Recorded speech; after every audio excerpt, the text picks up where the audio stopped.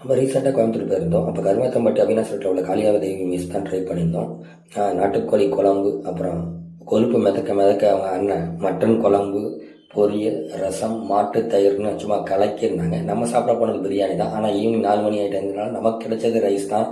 சரி, ஆண்டவன் படைச்சது நமக்கு இன்னைக்கு இதுதான் அப்படின்னு சொல்லிட்டு அந்த மட்டன் குழம்பு அப்படியே கொழுப்பு மிதக்க மிதக்க சாதத்தில் ஊற்றி ஒரு வாய் எடுத்து வச்சா சும்மா சக்கத்தாக இருந்துச்சு.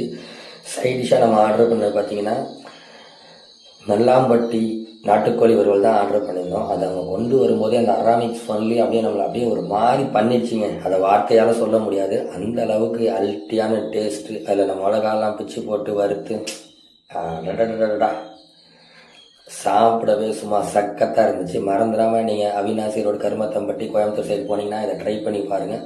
சும்மா தாறுமாறாக இருக்கும். இது பெய்டு ப்ரமோஷன்லாம் கிடையாது. நாங்கள் போனோம், சாப்பிட்டோம், நல்லா இருந்துச்சு. உங்கள் பார்வைக்கு சேனல் பிடிச்சிருந்தா மறந்துடாமல் நம்ம வீடியோவை லைக் பண்ணுங்கள், ஷேர் பண்ணுங்கள்.